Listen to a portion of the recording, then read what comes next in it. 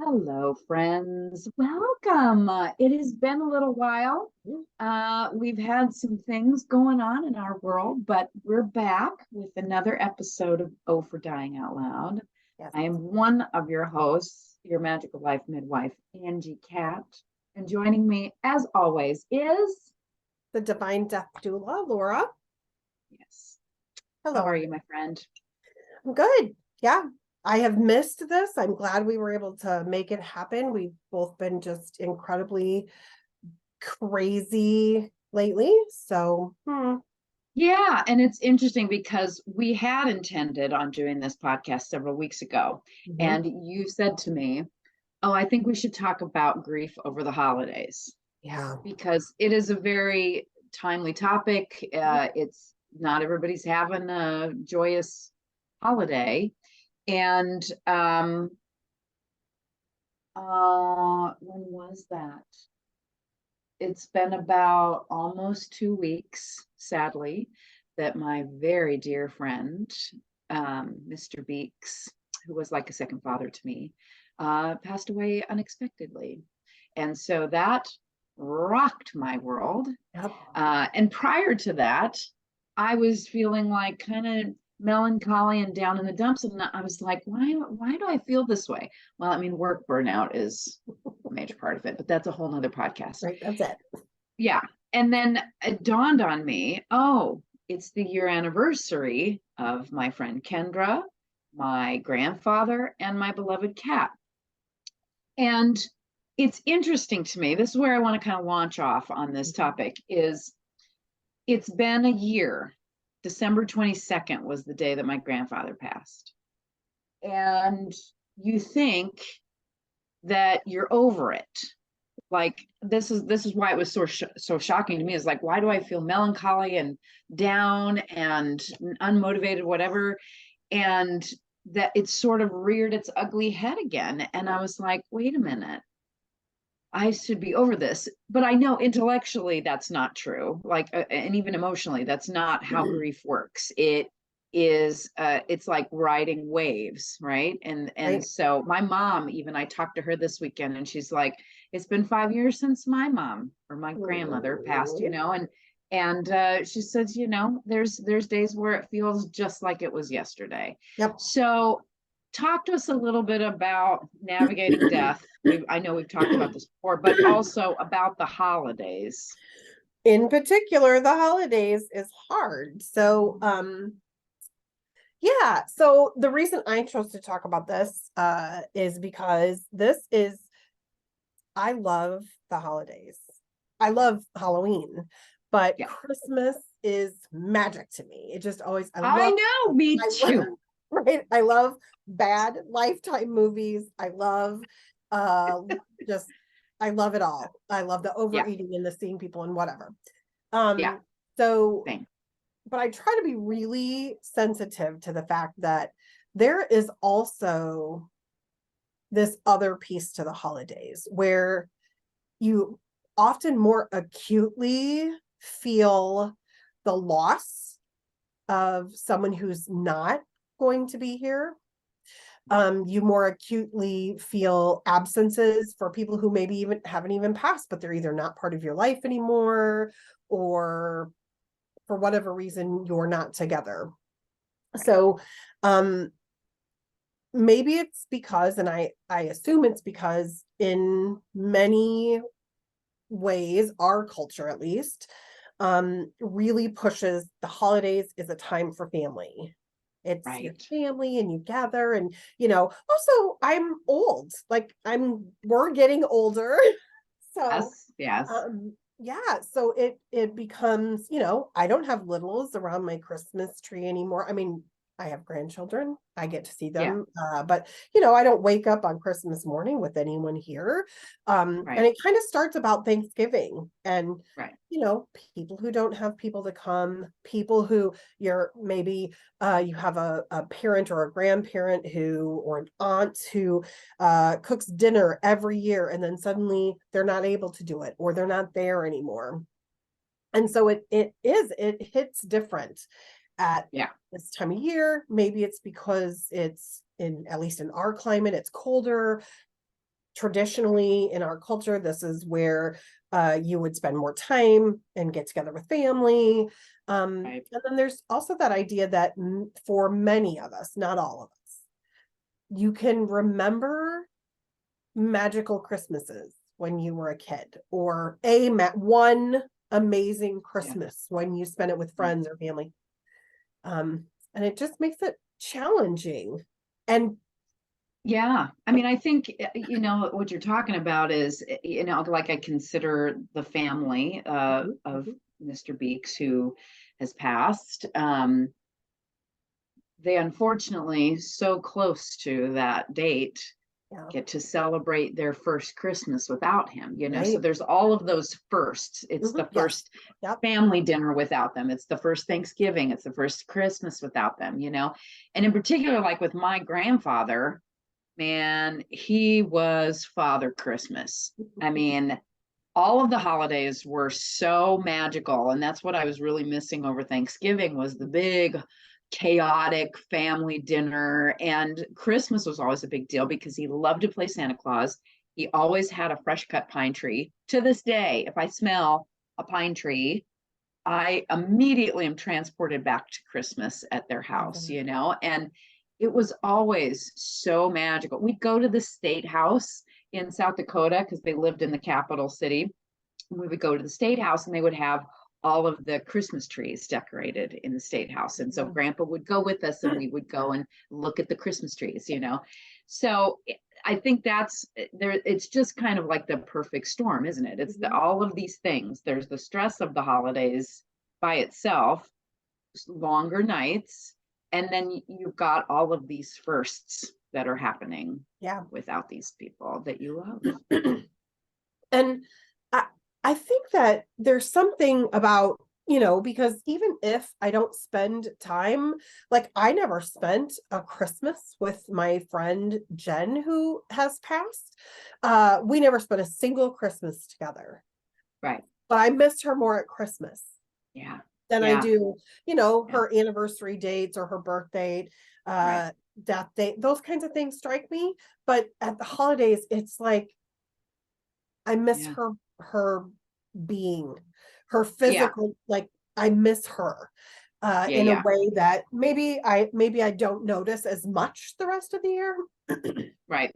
Right. So I think you're yeah. right though. I mean, it is promoted as lots of Mhm. and even with my friends, we try to get together with as many people as we can during this holiday season. And it lasts from Samhain through Yule and beyond. And so it's like an 8 week stint of holidays, right? Where it's all Yeah. about that gathering. And Mhm. so, yeah, I feel you on that one where Yeah. um, yeah, and it's interesting because I want to read to you something about that's kind of like it's kind of segueing into this topic or this idea of how do we navigate through the grief and also celebrate their lives during this time. Yes. And I'm reading this book called The Love of Thousands. I picked it up just on a random, I mean, this was like an impulse buy at Prairie Woods. I Well, saw this and I read the back jacket. She's a spiritual writer and an abbess of the online Abbey of the Arts. And the way they described it was like this is a retreat in a book. And I'm like, okay, I'll do that. But basically, she talks about cultivating relationships with angels, saints, and ancestors wow. and how we can do that and how it can help us in our divinity and our spiritual path. And she talks in her chapter on ancestors. She briefly goes through some major traditions, Jewish practices and things like this of how they handle you know um, the relationship with their ancestors. And she mentions Dia de los Muertos, Day of the Mm. Dead, right? And I did not know this. This really jumped out at me. So she talks a little bit about the Day of the Dead celebrations called Dia de los Muertos. Those are, if you haven't seen that, it's a huge celebration every year. It is a big deal. There are many practices that are part of these celebrations, including creating an ofrenda, which is a temporary family offering, or sorry, altar, ofrenda, with photos. So at Day of the Dead, which is typically around Samhain, November 1st, All Souls Day, etc., right? So they create a temporary family altar with photos of loved ones.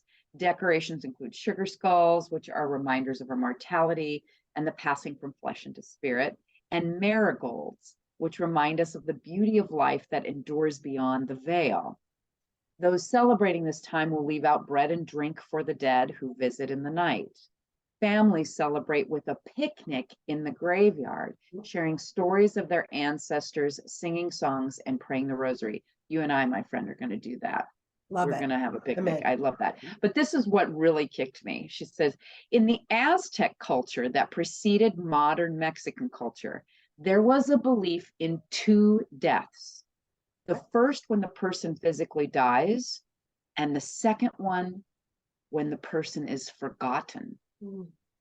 These rituals around remembering the dead and inviting their spirits to be present among the living was a way to delay this second death. Oh, I just love that because, you know, we've had individuals who have come to our death cafe who have had family members that have said, quit talking about them, they're gone, they're dead. right. And I love this because now it's like, no, we prevent that second death from happening by making them an active part in our life. Is it sad that they're not physically here? Hell yes. Absolutely. Hell yes. It's really painful. And also, one of the things that it sounds like to me is by creating some sort of ritual, like, you know, was there a favorite cookie that they like to bake? Or was there some favorite dish that they always had? Or some music that they always had at these family gatherings? How can we remember them and bring a sense of sacredness to the grief that we are feeling? Right. That's my take on that. I love that. I think one of the saddest things that I've experienced in my life is when I meet someone who essentially has stopped talking or never knew. I have a relative whose father died when they were very young, and they couldn't pick them out of a lineup. Like, they have never, I mean, they may have seen a couple pictures, but it's Right. very limited. And like, I can tell you stories about my grandfather who died when my mom found out she was pregnant with me, whom I never met, clearly. Right. My uncle who died when I was just a tot. I can tell you stories about them as if I knew them, because we just absolutely have always kept, like, my family, we just keep people alive because I think it's just been instilled in us that, like, that's such in First Nations, an amazing thing that I love about so many First Nations cultures is they always talk about their ancestors and being supported by their ancestors, and how absolutely beautiful is that. And the stories of my family, at least, like, they're not questionable. Like, there's definitely maybe some thievery, and maybe, you know, maybe someone was exiled from an entire country because they thought he committed a giant family murder. Now, he didn't. He was exonerated many years later, but he was. But that's a great story, right? Like, ooh, I want to hear more about them. Right. You know, I mean, I have apparently on my mom's side something similar where they came over as immigrants from Ireland on the lam illegally because they were had some shady dealings with the IRA. Whoops. So, you know, like, it's just that kind of stuff. I just find fascinating because what it does, to your point, is you get to know these human beings. Mhm. You get to know them, and it informs who you are. I mean, they are Right. part of your lineage. And whatever your belief system is, we're not here to tell you how to believe, but Mhm. if there's this magic out there, and there are angels, and there are saints, and there are all these people on the other side of the veil, all of your ancestors are there too. So to me, I love the idea of they're still very much a part of our family, you Right. know? I mean, it was really interesting to me because I'm trying not to divulge too much, but this one of Mr. Beaks's family members, I was talking with them, and they said it doesn't feel like he's gone because of the fact that so many people are talking about him, Right. sharing memories, and etc. And so it's a blessing and a curse, right? Because it's like, okay, when am I going to get hit with the reality that they're not, he's not here? And yet, I love that the memories are just flooding in to make me feel like he's still here, Right. Right. you know? Uh, So, I've watched over the part of the really draw for me, especially during the holidays, has been in the last probably 3 years. I have had so many people my age or younger who have suddenly lost both parents. Just sometimes yeah, expected, oftentimes out of the blue, and suddenly right, they're just gone. And so it really, yeah, first of all, made me very thankful. I love both my parents right. for the good or the bad, because definitely I'm sure there Yes. are days they wish I wasn't their kid, but they're stuck with me. And I've watched um the grief that they go through, of course. And then I watch how at the holidays it seems to hit more. And I thought, what is it about the holidays? And B, what can we do Right, right.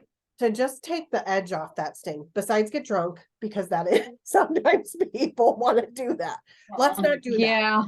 Yeah, Let's we don't recommend that. That just no. makes the pain Yes. harder, Yeah. I think. But yeah, Um, yeah, but I think, to your point, having conversations about those memories, or being able to say to someone who has lost loved ones, um, you know, I didn't know your parents, or I didn't know your brother. What I know is that every time you talk about him, you light up. And then you've yeah, opened the door for them to, oh my yeah, gosh, he was amazing. Here's what I can yeah, tell you about him. right, And it's such a gift, as we have talked about in the past, the number of people who show up to have conversations with us that just need a safe place to talk about it. Sometimes they think they're looking to stop the grief, but I think what they're right, really doing is we're just trying to find a better way to honor them. The right. pain will dull, Yeah, like it's yeah. likely it It's will like an dull. ache. Yeah, Yes, yeah. It's like a broken bone that doesn't yeah, heal yes, properly. It just aches. right. And shoot, there was that saying, I just had that creep up into my head a little. Something you Sure. said, and now, yeah, I know the train has left the station. That's another byproduct of getting old. Love Right. it. It's coming Yeah, back. it will come back around. Darn it, it's really left the station. Uh, it was something beautiful too. It was a saying that somebody had about um, the grief, and how talking about it can really help us. But I'll come back to that hopefully. So yeah, That it's true, this is why therapy works for trauma. Um, because you get to say the words, you get to acknowledge, like I get to acknowledge that I miss somebody, or right, that right. it's not the same without them. Hmm. And I acknowledge it. I Yeah, love it. I respect it.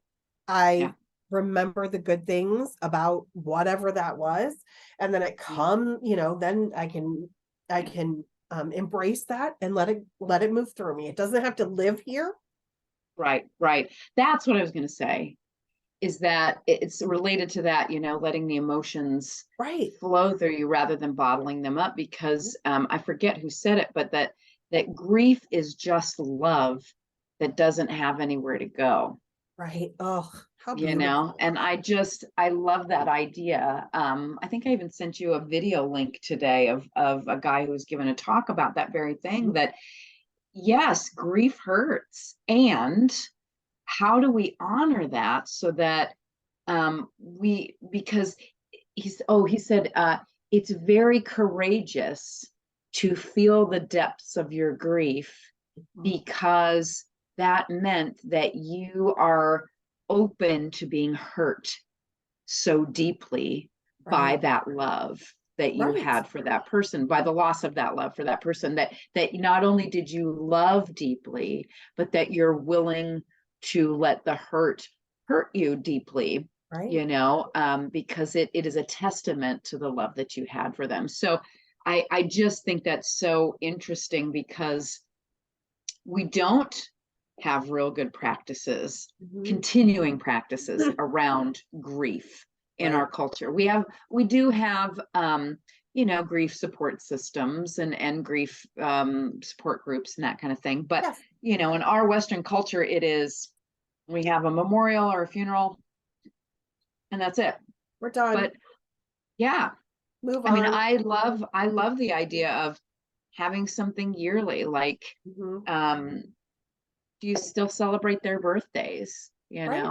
Do you still celebrate or have their picture out when Christmas is around or whatever, or share stories, because all of those things, I think, help not only that person to not be forgotten at second death, but also helps us to, I think the more we talk about it, like with anything that's painful, is that it like you said, it kind of dulls that pain and Right. maybe shifts more into, gosh, we can talk about this and share funny stories, and laugh about it, and that kind of keeps them alive in our hearts, Mhm. you know. Yeah. I think And I too. believe that it keeps us connected too. I mean, that is, Yeah. it's just like investing into a friendship. I'm going to spend time to invest in that friendship, and I'm going to get something out of it. In the spirit world, is the same thing. If you spend time investing in the relationship with your angels, saints, your ancestors, whoever is passed on, you'll find that there's more magic, because they're going to communicate with you. So lovely. Yeah. That's my thought anyway. So, I think. but that being said, oh, and one other thing too that I wanted to share, as we maybe talk about some ideas for people as they're navigating this grief. Um, One of the churches here, Unity Church, and I've been to several other churches around the country that do this, but they will often have what's called a Blue Christmas. And it is a Blue Christmas service. And it was specifically for those who aren't feeling joyful, who do not want to sing, Hark the Herald Angels Sing. They don't want to hear about the baby Jesus story. They don't want to hear about the birth, and this happy thing. They are struggling Right. because of someone who's died by suicide or is just passed, and they're celebrating their first Christmas without them. And it is a beautiful contemplative service that allows people to be as they are, and we light candles in memoriam to them, Oh, and yeah, it's beautiful. What's, oh, so beautiful, it's going to make me cry thinking about it. But they usually will have like this big vat of sand or rice at the front, and for anybody that you've lost, you'll go up and you'll light a candle from the main candle and stick it in there, and by the end of the service, there's all of these beautiful lights, right? that's Yeah, beautiful. I know, That's, it's gorgeous, and it's like it's a a kinder, way. gentler Christmas Yes, when you're yeah, not when you're not ready to just right, have exactly. full, It is acknowledging your pain. It is acknowledging right? the light of your loved ones who have passed, and it's just more tender. And I just love it. I went last year when I found out my grandfather was, in hospice and passing, and I found it very comforting. There were some wonderful readings and songs and things like that. So um, I don't know if other churches do that, but I That's love the idea. lovely. I do Yeah, love that. That's an amazing idea. yeah, Because you're I right. know. My one of my kids tells me all the time that when your world is chaos, but you have to show up at work, or you have to show up Right. at Christmas because you have grandchildren, or you have other children, or you have, Yeah, whatever, or another yeah, parent that is still right. here with you.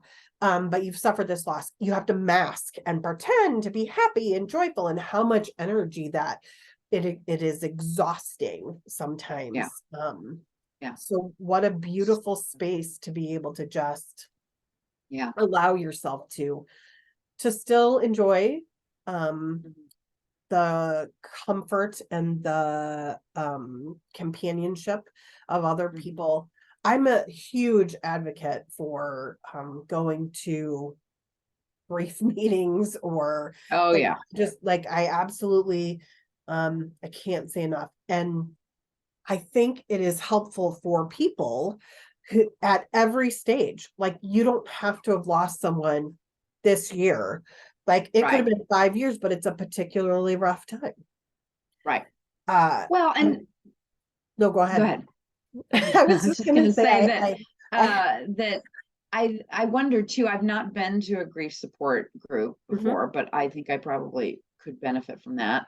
Um, but we've talked about this, and I don't want to get too off the sidetrack, but we've talked about the fact that grief can happen without losing a person. yeah, I mean, it can be the grief of a friendship that's mhm, lost. It could be the grief of a job that's lost. It could be, I mean, anything that is right. perceived to be a loss can be grief. And so um I think that I don't know, but I would assume that any of those grief supports services would address that too. Yes, yeah. So there are many different ones. So I specifically went to a suicide survivor support group after my Right. friend passed. And the beautiful piece of that is, I think everyone got to go there, and you hear a lot of the same things as we have in our in-person meetings, where people would say, everyone keeps telling me to get over this, or my family won't let me talk about this anymore. And I'm like, you never get over that. Like, you have lost Right. it in such a tragic way, which Right. they have support groups for divorced people. Many Right. churches, many people who have attempted suicide, or who are thinking about it. They have hotlines and support, and it's so, sometimes just knowing that someone else is aware of your struggle, and they don't Mhm. judge you for your struggle, and Right. it's a safe space. Yeah. It's such a beautiful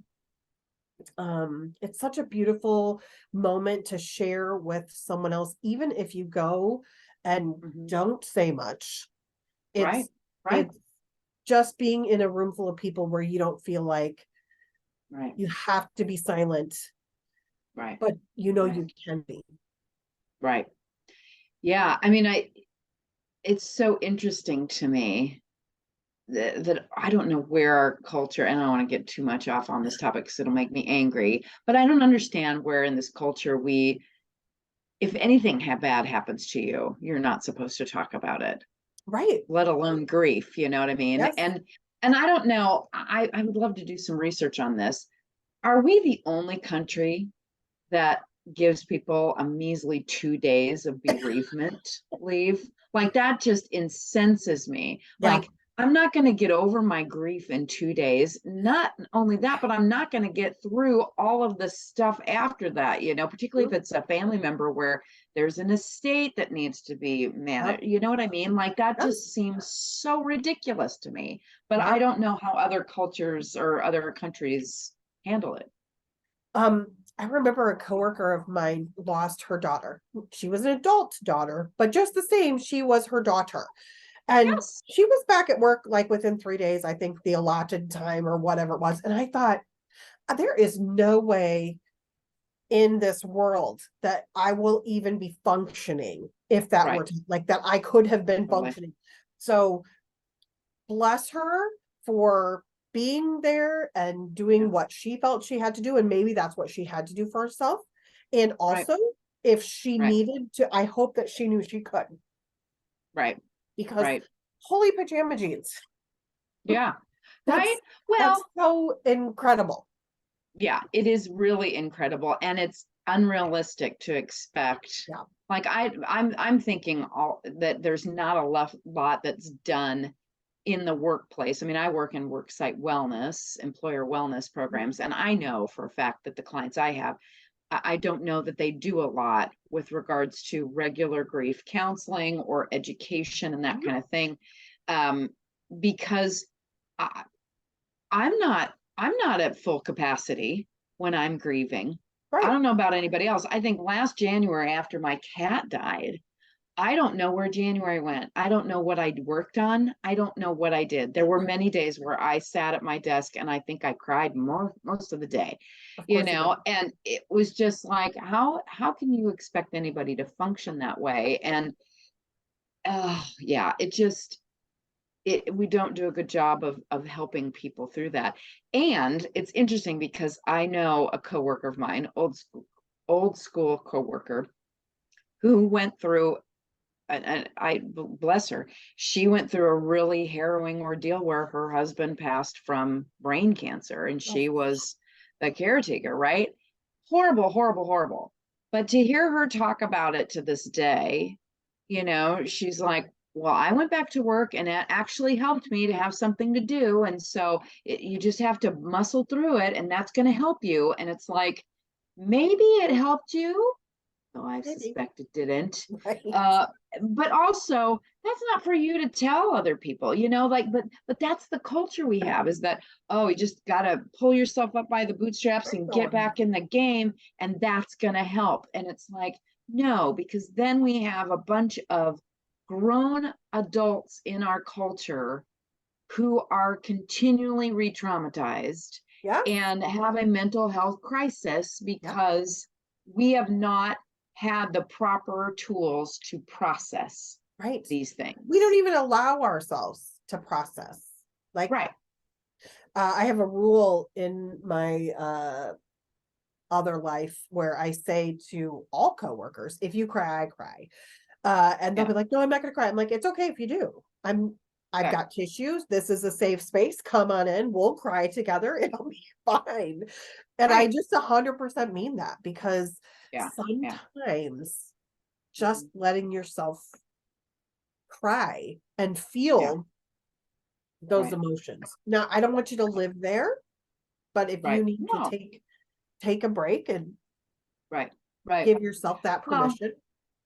right. And being able to give them the resources they need to help them on their Right. journey. And yes, I Yes. get it. We all have bills to pay, we have jobs to do, etc. And it's interesting. I think that's a beautiful thing because I can tell you my workplace, I think that it's, how do I want to say it? It's sort of obligatory and just kind of in passing. Oh, how you doing?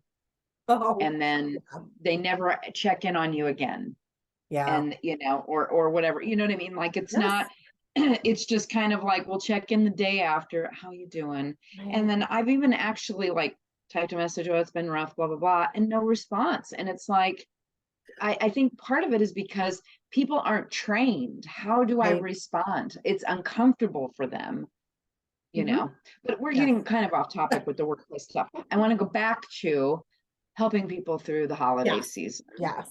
So, what kinds of things? I mean, I Mm. have my own ideas, but what other kinds of things can you recommend to people who are just maybe struggling? They're experiencing grief during the holiday season. Yeah. So faith communities, if you have one, so whatever faith or religion, non-religion tradition that is, um, I think that that's amazing. Um, if you're at a family function and you need to take a break, because you can't deal with that, give yourself permission to do that. I saw this incredible thing where a family still sets the place at the head of the table where their loved one always sat. They leave that empty. It's It's the place that they go and they all tell stories. So if you're in a Oh, safe and comfortable place where you get to share and tell stories, this Thanksgiving, my mother, bless her sweetheart, she bought canned cranberry sauce. okay. We haven't had that since my grandmother passed away. She pulls it out. Okay. I open it and I slap it, just Yeah. and Blech. we're all laughing because Yeah. they're like, nobody eats this, right? And I'm like, I'll eat it. Like I love like cranberries, and Jen ate it. And Yeah. but literally just something as simple as that. It's been years since my grandma, but it made everyone, we're like, I don't even think she heated up. I think she just sliced it off the Right. and so give yourself permission to remember those, wonderful little things. And if you have to do it in small doses, that's okay. And if you cry, it's okay too. Like that's my Yeah. mom made me cry today talking about my grandma out of the Yeah. blue in the middle of a work day. I'm like, really, mom? Where did that come from? But it was Right, beautiful. exactly. Don't It have was time just for this. Yeah. right, But isn't that funny? We go, I don't have time for this. And that's the joke, right. y'all, Yes, is yeah. we need to make time Yes, for it. yes. And I It did. happens And I let whenever. myself cry for a few minutes. And I'm like, oh my Good. gosh, it's so sweet. But for Yeah. sure. So I think all of those things are really important.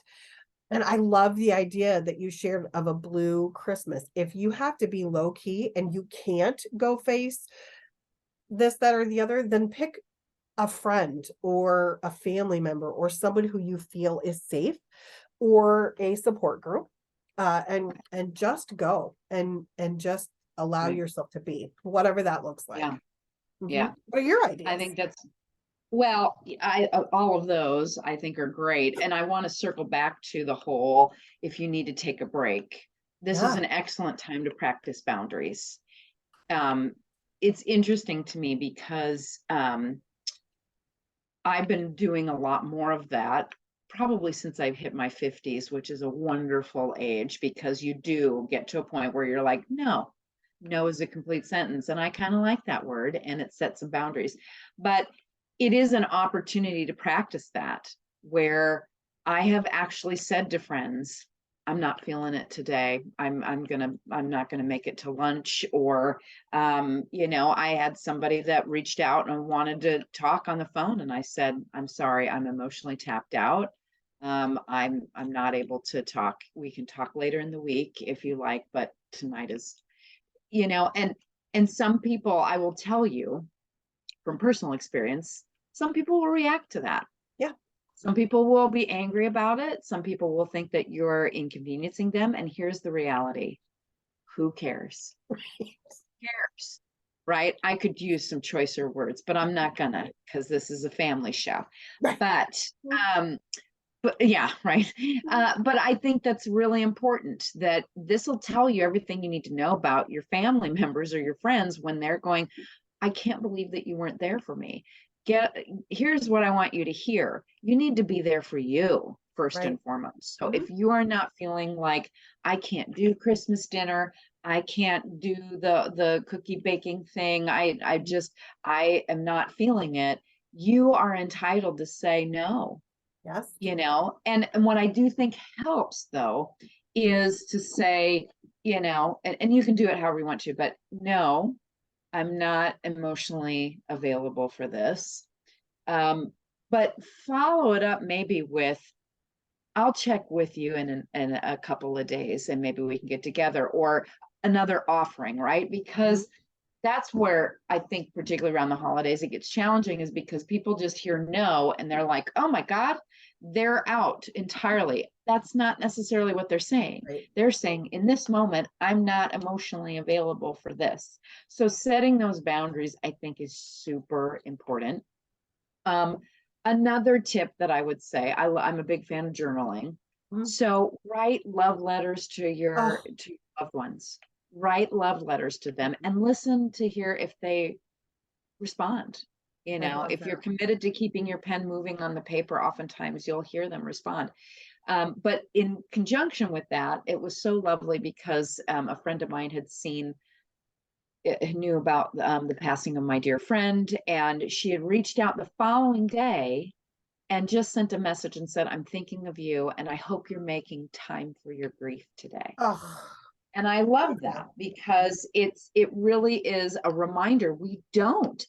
And I learned that from when I grieved from my cat, is that, we have to make time for it, because we only get the 2 days bereavement leave and then we're back into our life, right?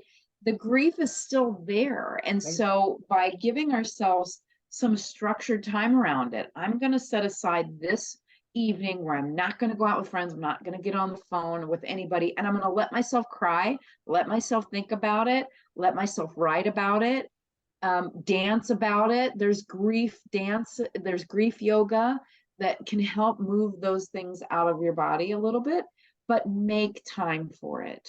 Right. Because what you're doing is you're allowing yourself to process it. And that's part of the sacredness of that practice. Grief can be a sacred practice if we make time for it. Right. So And that's don't another judge thing. it. Yeah, don't judge it. Don't judge it. Yeah, That right. happens. That struck me when you're saying that, because 100%, I have definitely been one of those people in my past too, where it's like, I shouldn't, I just said this when one of my first longest love boyfriends, who I hadn't seen in 20 years, but we do have a child together, when he passed away, I'm like, why is this bugging me so much? Like, I haven't talked to this guy in nearly 25 years or whatever. Don't judge that. Like, this was an important part of my life, and don't judge your grief, whatever thing you're grieving about. If it's a breakup, if it's a divorce, if it's a whatever, it doesn't matter. If it's your cat, people are like, what? It's your cat. It's like, no, that it was this is my experience, my truth. I get to do this. Yeah. Yep, I appreciate exactly. Don't judge it at all, because, and that there's two benefits to that.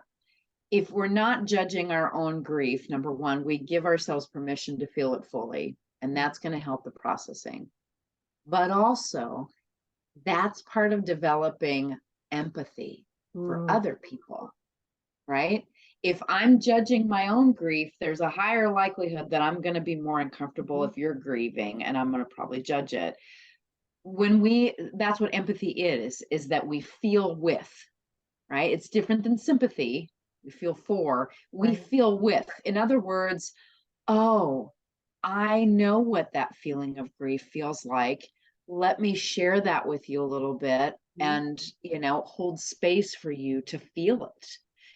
That's what empathy is. And we are only able to do that so much as we're able to give that to ourselves. So there is such a thing as being empathetic to ourselves. And that's important. Very important. So, yeah. So, so I love the Blue Christmas idea. I don't even know if my Unity Church is still doing it this year, but there may be some online services that you can watch or, go through that might help, or even creating your own sacred ritual. And then the other last piece I would say is, as you feel able, find your tribe, your special tribe of friends or whatever, your support system, and reach out. Reach out and let them know, I just really need to, go to lunch, or I just need to talk to somebody about this. Reach out, because that's the other piece I want people to know is you do not have to suffer with this by yourself. And grief is a form of suffering, but I don't mean that in a negative way that we're creating undue suffering. Right. Grief is a very natural response, and the empathy thing too is being able to talk about all that you're feeling. Man, I tell you what, when I found out that my friend Mr. Beeks died, it was unexpected. I mean, he was having some health issues, but it was wholly unexpected. It was just shock. And oh my, I was shocked to witness that the very first emotion I had was rage. Yeah. I was so angry, like, what? You are not taking my friend. You are not, no, this cannot be right. And so I just want to open people's minds to the fact that grief doesn't always feel just like sadness. It can be anger, it can be irritation, it can be numbness, it can be this, I call it the thousand-headed monster, Mm. because it shows up differently for everybody. And even within ourselves, it's different flavors. So the more you can have empathy for yourself and reach out to your tribe of support network, that can also help, so that you don't have to be alone with it. That can also help. But and I think any of the holidays, there's certainly cultural rituals that we do, but I love to encourage people, find your own rituals for these holidays that are very important to you, or create new rituals. So this could be an opportunity for you to say, okay, what is a new tradition, like setting the place at the table for those loved ones who have passed? That's a new holiday tradition. What is some other new holiday tradition that will help you not only process your grief, but also create some sacred practices around it to keep your ancestors alive in your life? Mm. Mhm. So, Yeah. so that's a good reminder for me too, because my holidays with my grandpa, oh my God, they were always big, chaotic. I loved it. And so, figuring out how I want to honor that Right. and keep that alive for me. So, Mhm. yeah. Uh, I'll have to report back at our next podcast. Remind me, ask what me you about did, that. how you Yeah, made it sacred. yeah, I just want to shout out one of your beautiful friends, Barb, who is amazing. And yes, something she did that was so, I hope that I do this, or I have learned from this anyway, and that other people will do this. If you're not the one grieving, but you know somebody else is, allow them the space to say no, because it's a really good point that you should create boundaries for yourself if you're in the middle of this at any time. yeah, But your beautiful friend and you had plans, and she said, if you don't feel like it, it's okay. Like, she just absolutely said, you don't have to put on a yeah, game face and come. She just said, no, yeah, you come if you want to, but you don't have to, because I yeah, understand you're going. And it was like, oh my gosh, what an yeah, amazing human. yeah. It Like, was I it love her. was really lovely. And for our listeners, what she's talking about is, I had tickets to this Mavis Staples show, and I had Mhm. completely forgotten about it. I had booked it, and it had been on the calendar for months. And so this was the Saturday after, my friend's Amazing friend. passing. Right. And it had me, there was a little piece of me that's like, oh, will I have enough energy to do Mhm. this? But I didn't want to disappoint my friends. I paid for the ticket, so there was that. But yeah, you're right. It was so lovely, because it sort of allowed me to exhale and go, oh, I Right. do have a choice. Yes. I do have a choice. And Mhm. so, honoring that, if people in your life who are grieving, don't hold them to keeping their commitments. Right. Don't hold them to that. Give them the opportunity to check in with themselves and go, I don't know that I have the emotional bandwidth to do this, Right. or yeah, I think I do want to be there. Right. And ultimately, it was a fabulous show, and I loved it. But I will say too, it was still hard. I mean, it was still hard. I was exhausted afterwards, because it was just, drive down to Iowa City, and all these things. But it was nice to know that, the reminder, she didn't have to give me permission, but it was a reminder Mhm. that I get to have a choice. Yes. You know? Yes. Which So yeah, this just happened to one of my kids too. Something yeah, awful had happened. She had this huge tragic event. She had tickets to a band that she loves for the next day.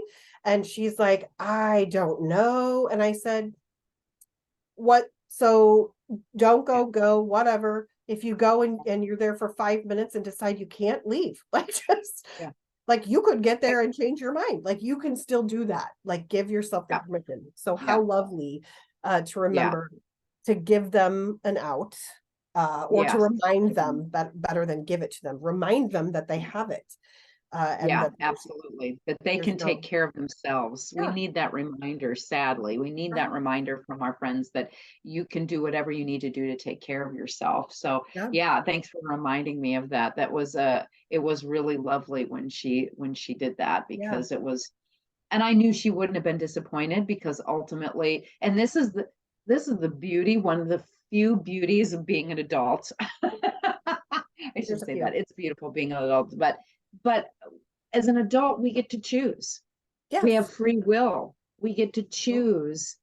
We don't have to, we are not obligated.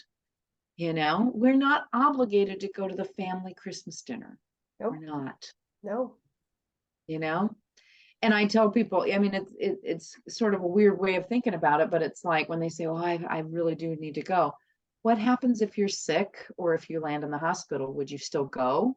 right. No, of course not. So why is that okay when we're not feeling physically well, but when we're emotionally not feeling well, that's, oh no, you still need to pony up. You have to go. Yeah, no, I'm with you on that. Yeah.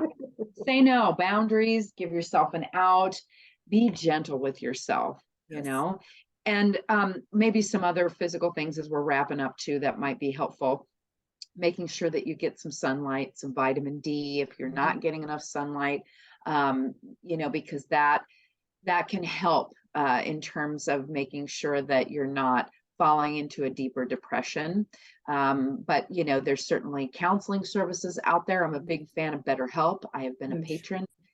It's been amazing. I don't have to leave my house to get exceptional counseling. Eating good food, that's a little harder around this time of year. But I do notice that if I'm not eating as much sugar, I'm coping a little bit better. So thinking about getting out for a walk, whatever you can do, little. I don't care if it's 5 minutes of meditation or a 5-minute walk around the block. Those little snacks that you can give yourself of self-care Mhm. will go a long ways. Yeah. So, but yeah, make sure that you're taking care of yourself Yep. during this time. So I think that will end our wonderful discussion, and I'm so glad we had it because it was needed for me and for Yes. you and for a lot of people. Mhm. Um, the holidays can be really frenetic, but it also can be very sacred, and it can also be very sad, and it can be all of those things at once. All of them. So yeah. So take care of yourself. We hope this podcast has been helpful for you. And thank you, my friend Laura. You are just a gem. And Oh, I love thanks. having these conversations with you. Me too. Um, yeah. So in the meantime, happy holidays to everybody. Enjoy to your capacity. Take care of yourself.